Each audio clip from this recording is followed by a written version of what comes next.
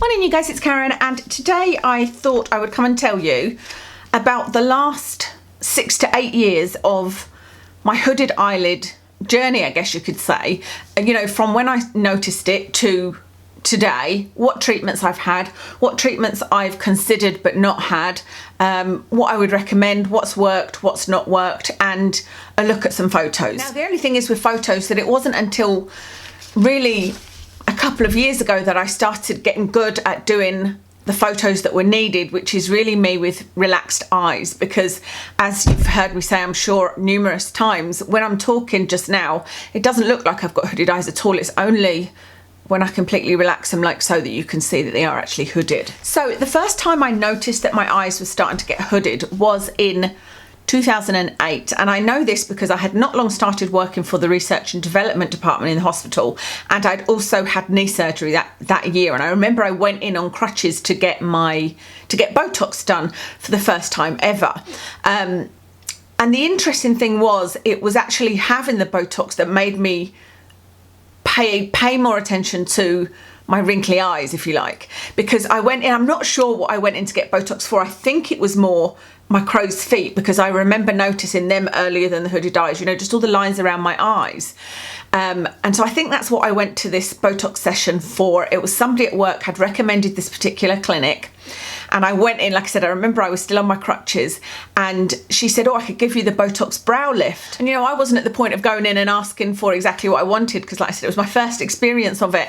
And so I just said yes, and I said, go ahead and I'll see what I think. And I absolutely loved it. It's almost as if it made me realise what my eyes could look like if all the skin here was smoother, because what it did was lift up my eyebrows a little bit, and so it held them, and I was like, oh, my eyes look nice and smooth, you know. So that was me kind of addicted to that Botox brow lift, and that was in 2008. So I continued to have that done for every 4 or 5 months for the next few years, right up until my wedding. I had it done before my wedding. So my wedding was in 2012. So I'd been having it done for 4 years at that point. But I kind of went to different places, because the girl that I went to, I think I went to her twice and then she left. Then I found somebody else that could do it and she left. And then I struggled to find somebody that could really give me the proper Botox brow lift, if you like. But I did find somebody just before my wedding. She was really good, and I was able to go to her twice, and I was saying to her, you know, please don't make my eyebrows droop, because this is my wedding and there's nothing we can do to undo this, you know. So that was in 2012. When I looked at my wedding photos, I noticed that even with the brow lift from Botox, there was still creasing on my eyes. And I think what I had started to notice was, don't have a brush here to demonstrate, but I was getting into eyeshadow about 2012 as well, because that's when I was starting YouTube. I was wanting to put eyeshadow on for my wedding. That's where my kind of discovery of eyeshadow happened, or rediscovery of eyeshadow, because I liked it in, you know, when I was a teenager, because I had my makeup done by MAC and I wanted to recreate it myself. When I was using a crease brush, I felt like I was moving the skin backwards and forwards. I was like, this is how loose my skin is that when I'm brushing on my crease colour, the skin is actually moving rather than just putting the eyeshadow onto my crease. So I've got a picture of me at my wedding. I've got two actually. The first one is of my eyes closed, and I'll compare it to one of me with the same kind of pose taken just a couple of weeks ago, so you can see. And we'll look at those again at the end. But I think you can see there that, you know, bearing in mind the Botox had set in, I had it like a couple of weeks before my wedding, so that was holding my eyebrows a little bit, but you can see that there is still loose skin there, particularly on that left eye, on the crease area, you know. So yeah, that's when I started to really, it started to bother me, I suppose you could say. I'll show you another picture of me. This is when I was dancing with my husband, and again you can see there that I still don't think it looks awful, but you can see there that there is definitely loose skin. And like I said, if you remember that this is with the Botox brow lift, so if I hadn't had that, it was kind of even looser, you know.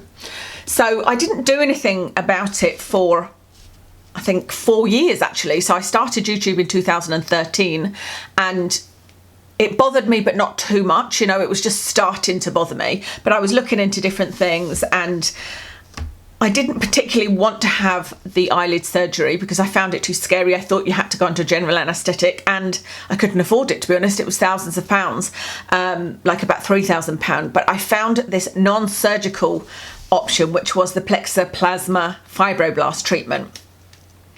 So I started that in June 2016. I'll show you the before and after picture that I used in my video on the Plexr plasma treatment, but I don't think it's very good because I was smiling in both of the pictures, and what I've learned since then is that the best way to judge like for like is to completely relax my face and almost look miserable. I do look miserable. Somebody said I look like a sullen teenager, but it's to completely relax my face and not smile at all, because then with smiling you can't tell how far up your smile is and how much you're smiling, you know, and so I don't think it's a complete like for like. But you can see the before picture there. My eyes look pretty hooded, and 1 week after you can see a bit more of my actual mobile lid. And the other picture to show you is this is July 2017, after I'd finished the whole course of Plexr, and you know, a monthly had passed, and I think you can see here that my eyes they're still hooded, the skin is still loose, and on the right hand photo I can see that it's actually starting to get more wrinkled. Just on that inner bit it's starting to look a little bit crepey, as opposed to like on that left eye, although there is a bit of excess skin, it's not looking too crepey.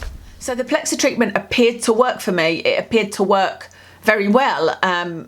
After each session my eyes felt much tighter and I felt like it had worked, and at the end I felt like when I took the photos I saw a difference. But like I said, I then sort of learned a bit more about the photography side of it and was like, how can I get an exact match? And I also noticed after a couple of months that the effect had gone, and so it wasn't a long-lasting result. So the Plexr plasma treatment isn't something I'd recommend. I know a lot of colleagues on YouTube that had it done and also got no results, no long-lasting results from it. A lot of people wrote to me, you know, and commented and said the same thing, that they'd had it done and had no long-lasting results. So that isn't something that I would recommend. So I was pretty miserable from that, because I was now really bothered by my eyes, and that I could see that they were starting to get worse, and I really felt the difference when I was putting eyeshadow on. You know, I felt like I was moving this loose skin around and I just didn't like it. And then I remember my husband got a bonus from work and he said, you know, why don't we get you your eyelid surgery that you've always talked about? And I was just so excited. So I started looking into different surgeons and then, you know, researching it. But in the meantime, from 2017, I started using Tretinoin. So I was using it. I started off very slowly, built it up, using it all over my face, just probably up to maybe even just underneath my eyebrows.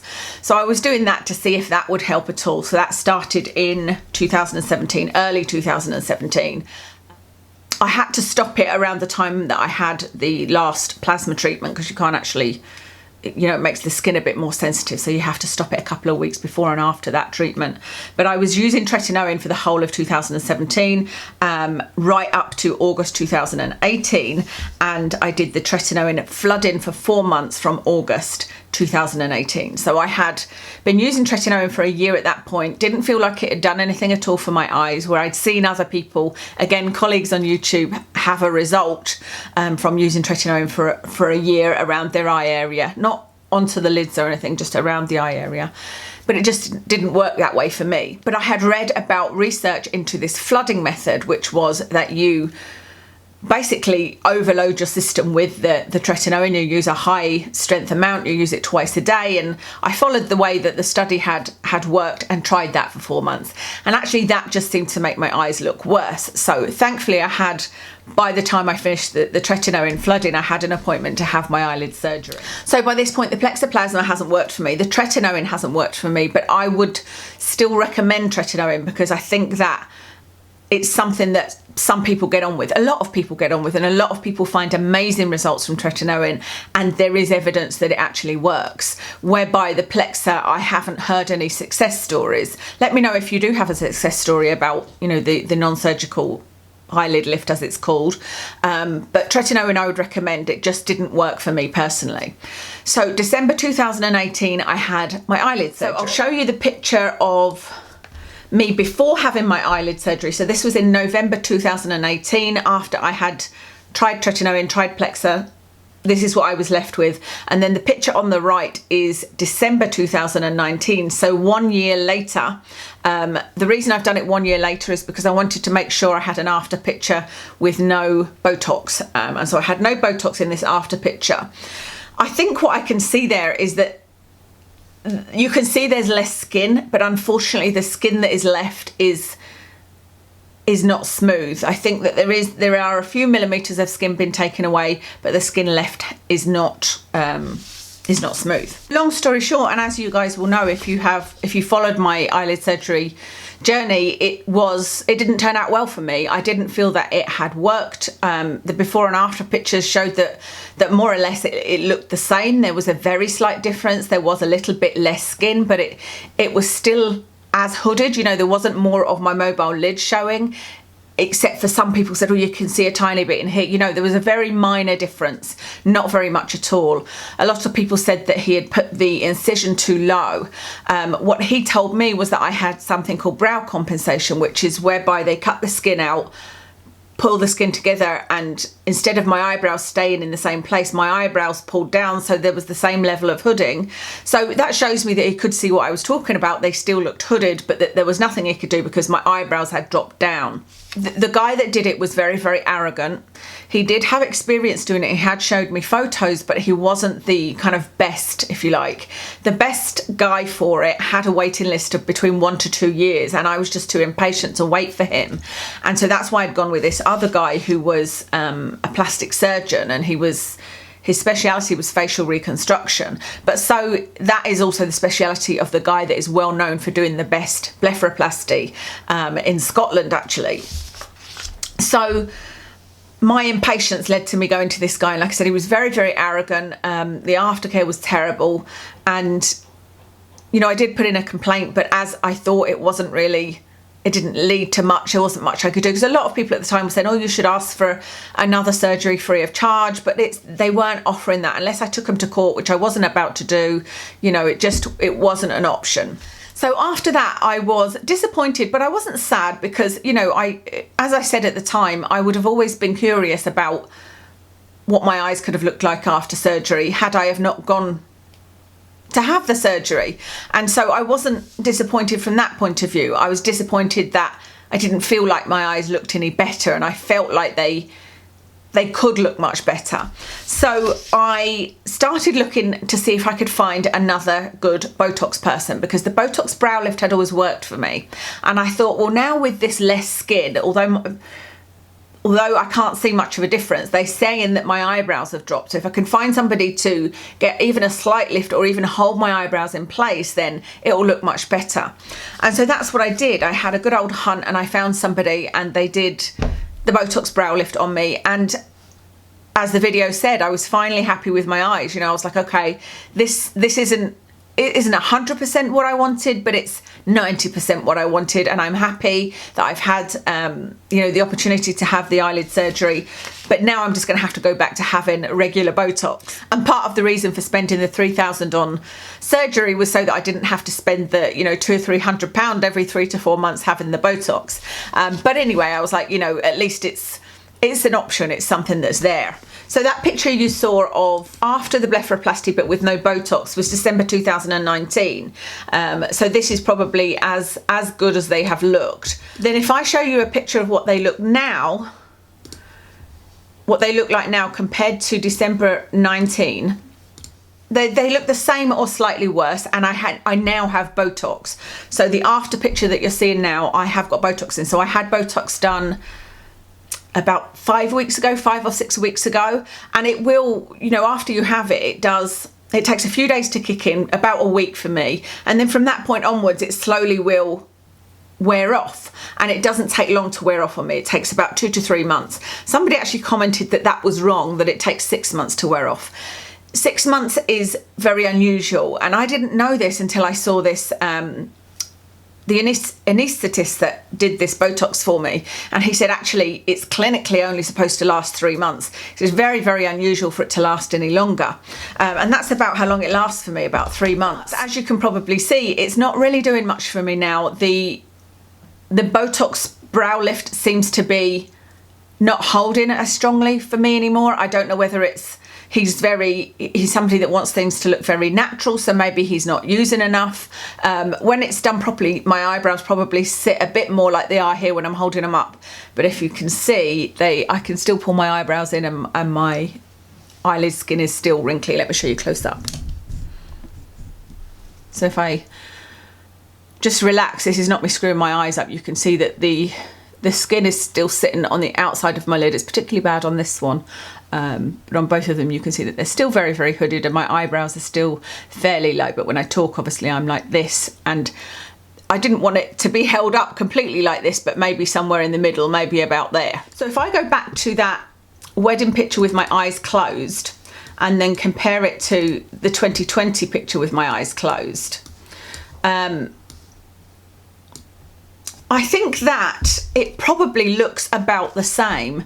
I think that on the right hand picture, I can see that there is a little bit less skin, because there was one sort of wrinkle on the left eye in the first picture, halfway between my brow and lashes, that is no longer there on the right hand picture. But the skin overall on the right hand picture is more sort of puckered, it's more crinkly.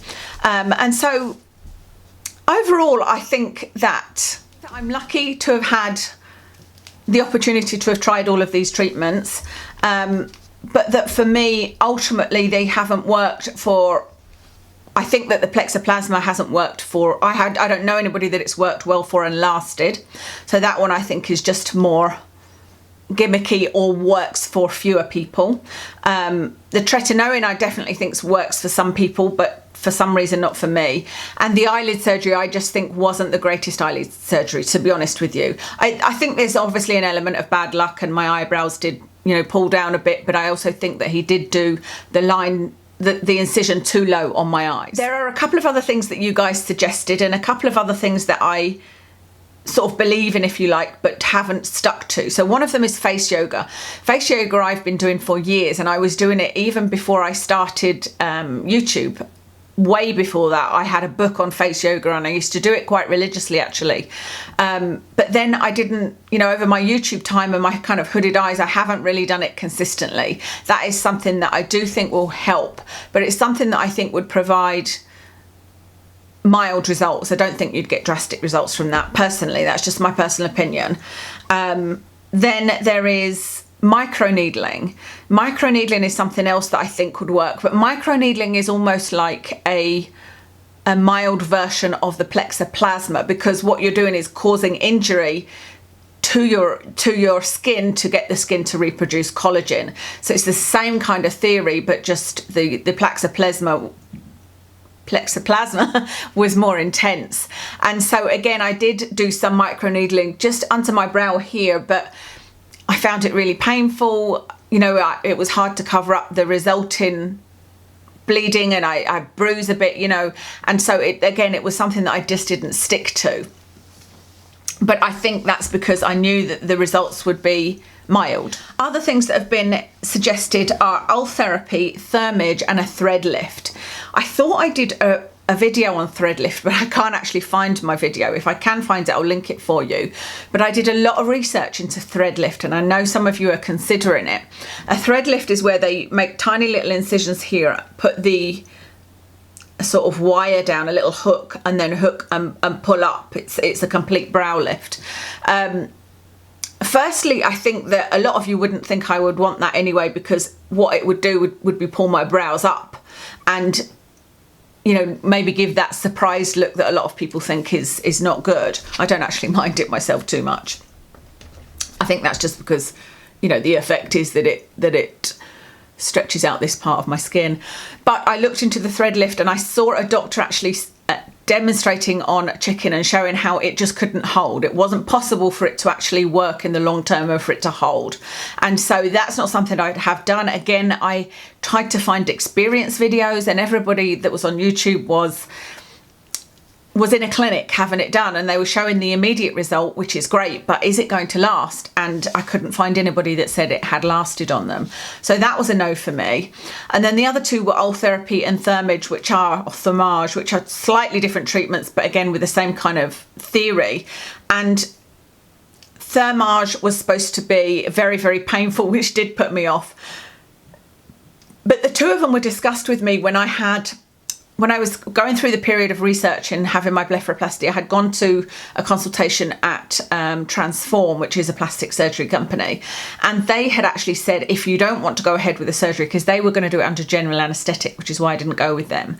They said, if you don't want to have that, you could have either of these Ultherapy or Thermage treatments. But they said that the results are mild. She said, but you haven't got hugely hooded eyes, so you may see a bit of a difference. But the results were mild. And again, with the stories that I read of people that have had Ultherapy and Thermage have not been great. I haven't read any great stories about people that have had it and it's worked for them. You know, that they haven't got anything more than a very mild effect. And so that's not something that interested me. So those are all the treatments that I tried. And this is where I am with my eyes just now, which is that I don't love how my eyes look. I can see the excess skin when my eyes are relaxed. But most of the time that's not noticeable. It's noticeable if you see me in videos and I go, you know, sort of wrinkle my head up when I'm thinking about something, then I notice it. But other than that, I don't notice it a lot. So overall, I'm pretty happy, because 8 years have passed since I can see a picture of them looking really wrinkly, and I know that I was really bothered by them at the time, and I'm definitely not as bothered now. So everything I've had done has produced results. I think that the results I'm seeing are, there was some skin taken away in the eyelid surgery, so there has been some result. That combined with a little bit of Botox that isn't working 100%, but is still obviously having some effect, I think is what I'm seeing. I'm not miserable about my eyes. I'm more miserable about my bloody hair and how short that is, but that's a whole nother story. But I would love to find something, you know, to smooth them out. I would love to have smoother eyes.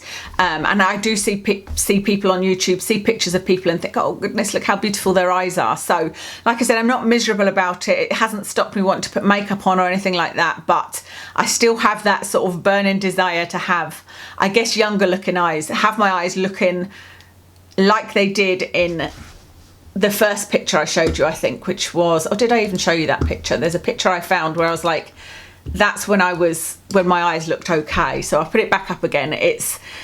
You can see that I've got a little bit of hooding, but the skin is smooth. And I don't know whether that's achievable, but that's what I would be looking for. So what's my plan going forward? Well, I've got several things I'm trying which are kind of, I guess you could say, lightweight. So for example, I have recently simplified my skincare routine, as you may know, and I'm now not using any retinol, any retinoids. I'm using peptides and niacin on my skin.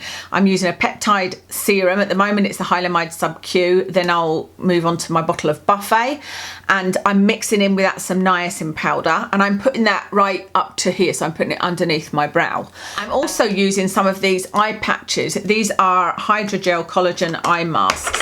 These are just really, really hydrating masks. So I'm going, you know, with the theory that the more hydration something has, the plumper it will look.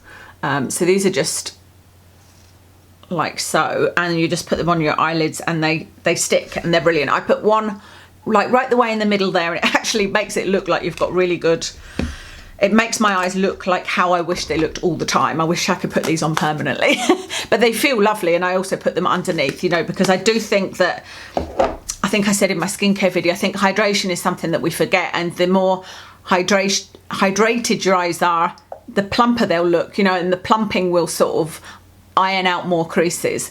The other thing I'm looking into is silicone patches, because I don't know whether you can get anything that's comfortable enough to put on your eyes, but silicone patches are something that I remember looking at the research, and they had worked really well in wound healing and have some potential benefit for wrinkly skin as well. So that's something I'm looking at. One of the other things I'm trying is this Foreo Bear. So this is microcurrent technology. So little electrical impulses in the muscles. So I use it like this. In the muscles around your eyes, helps the muscles to tighten up, and that, you know, tightening will sort of pull and lift. And I've only been using this for 3 weeks, and I will be doing a review of this, but a couple of nights ago I was thinking, you know, my eyes feel really tight after using this. They feel like, it feels like it's done something, but I was looking in the mirror and thinking, I don't think there's any difference. I couldn't see anything from looking straight on. So I thought, tomorrow night when I use this, I'm going to take some pictures. So I did. I took some pictures right beforehand, put my serum on, did my treatment, took the serum off, and then took some more pictures. And there's definitely a difference. The thing with this is you'll need to use it every day, and I don't know what the cumulative effects will be and how mild or moderate they will be, but it definitely was looking promising when I was taking the pictures yesterday. Obviously I'm still using the LED face mask, and you know, hopefully there would be some long-term effects from that, but it's not something I'm necessarily relying on for the eyes. I feel like it works on fine lines, and that's where the sort of research is behind the face mask. How much it would work on this area, I don't know. I mean, hopefully it does. That would be great. So I'm using the Hydrogel eye masks, seeing how they work. I'm using this little Foreo machine, my LED mask, peptides, seeing how all of that kind of helps, if at all. And I'm also going to have another attempt at Botox with somebody else that I found. She thinks she can do a great brow lift for me. You know, she said, oh, definitely I can give you a good brow lift. So it may be a bit more of the Spock effect, but that's the risk you take, you know. So I'm going to try that when this Botox runs out, which will be in another month. Yeah, probably another month or two. I will definitely be getting eyelid surgery again. I'm pretty confident that at some point I will want that again. And so what I'm doing at the moment is looking again at who I would go to. And as soon as there are face-to-face consultations available, I will probably go and have a consultation with the guy that I said that is well known for doing really good eyelid surgery in Scotland.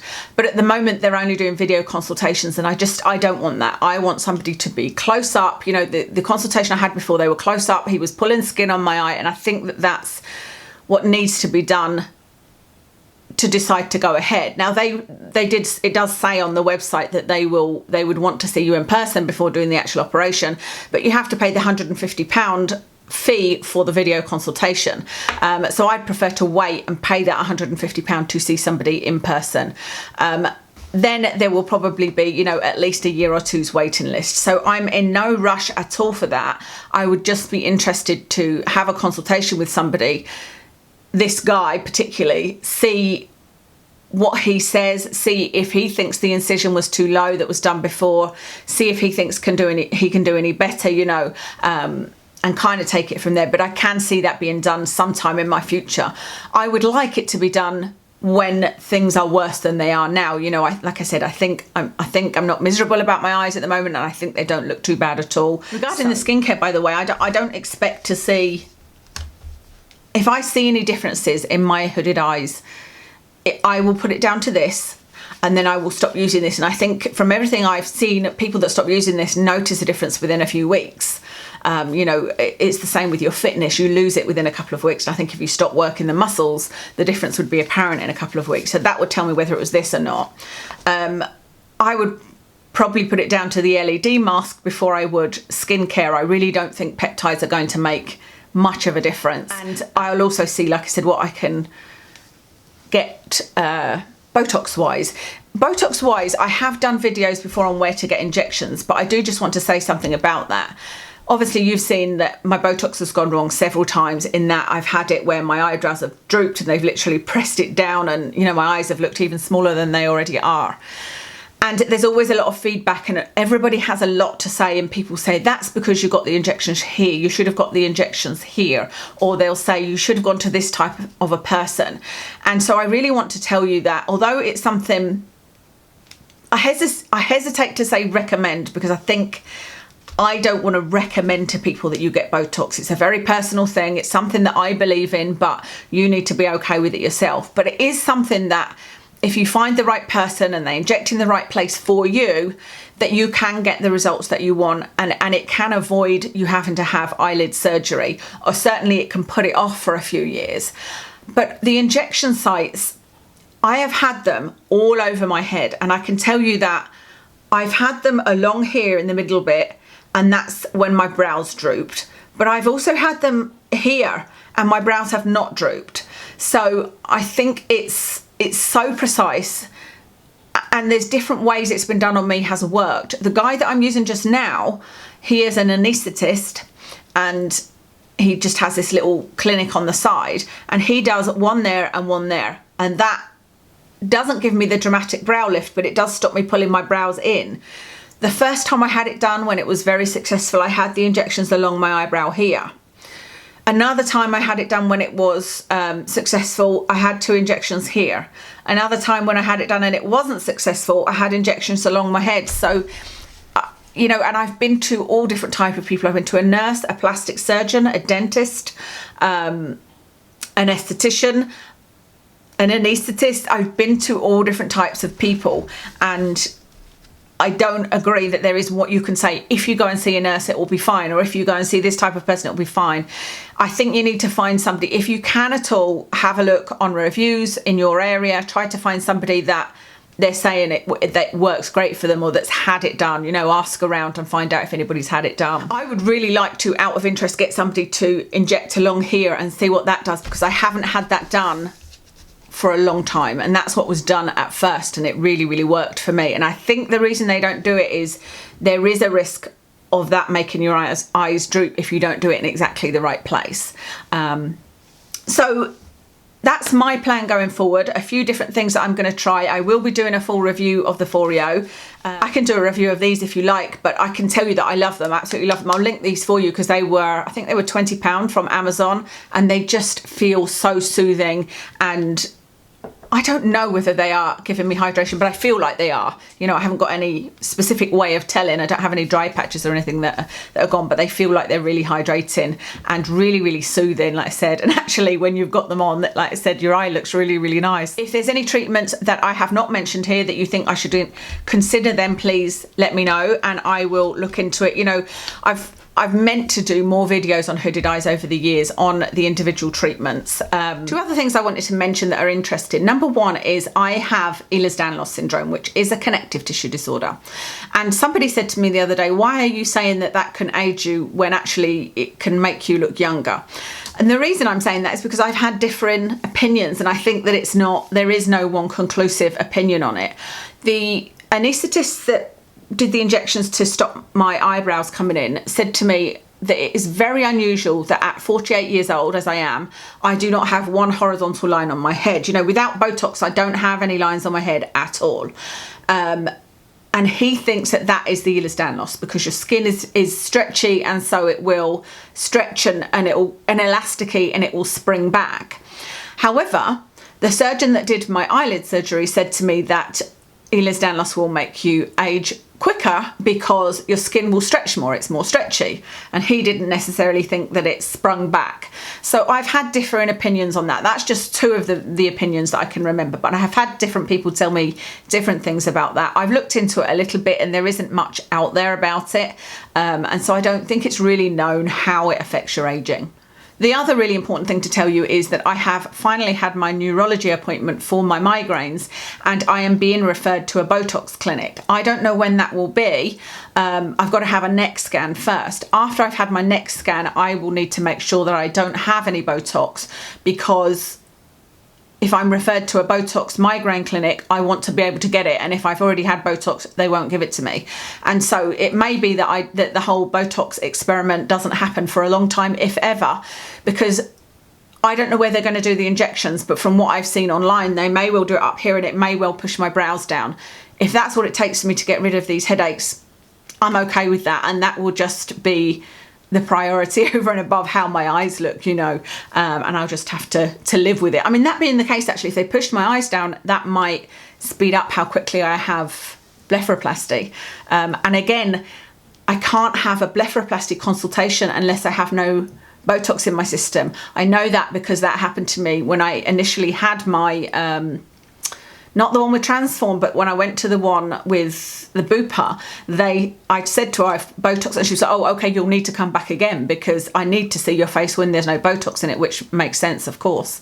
So, yeah, that could change everything. So it was just to let you know, but I have no idea. It could be 1 month away. It could be 6 months away.